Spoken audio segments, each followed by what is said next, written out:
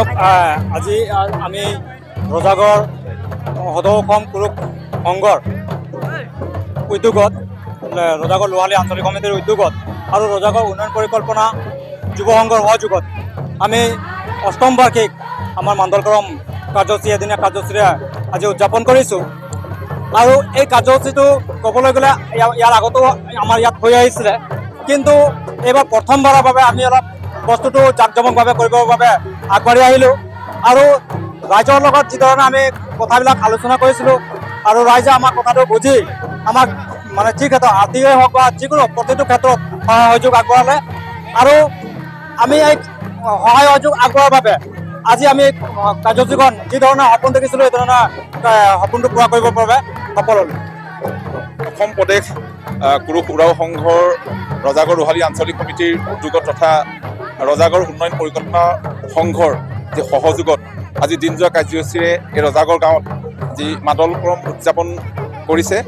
আৰু এই মাদলকৰমৰ যোগেদি আমি অসমবাসীলৈ এটাই বাৰ্তা দিব বিচাৰিছোঁ যে যিহেতু এই আমাৰ আদিবাসী চাহ জনগোষ্ঠীৰ যিহেতু অন্যতম এটা পৰৱ এই মাদলকৰম বুলিয়ে নহয়, যিটো ঢোল কৰমেই হওক বা মাদলকৰম বা যিয়ে হওক এই কৰম পৰৱটো অন্যতম পৰৱ।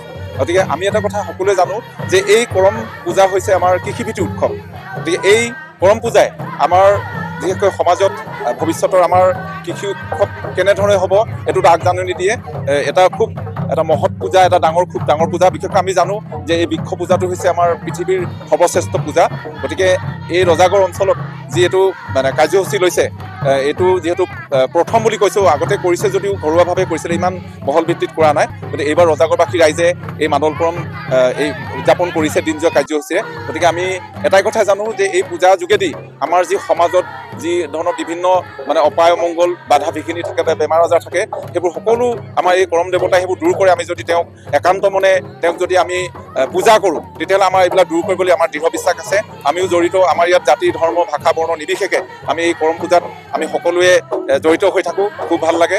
গতিকে আমি অসমবাসীলৈ এটাই আমি অনুৰোধ জনাইছোঁ যাতে অন্যান্য যিদৰে আমাৰ ঢোল কৰমেই হওক বা যিয়ে হওক যিবিলাক আমাৰ কৰম পূজা থাকে, তাৰ লগতে আমি যাতে এই মাদলকৰমো আমি এনেকুৱা বিস্তৃত কাৰ্যসূচী যাতে অনুষ্ঠিত কৰিব পাৰোঁ যুগৰ লগত খোজ মিলাই, তাকে আহ্বান জনাইছোঁ। समिति दिखे राजागढ़ लोहाली आंचलिकेर उद्योगत में हमनी का जोटा परंपरा करम कृषिवृत्ति में जो हमनी का आगत बोली गए दादा करम कृषिवृत्ति में जोटा हमनी परंपरा एक खासेला मांदलकरम गुलकरम मांदलकरमटा हमनी के एक पूजा करम लगे।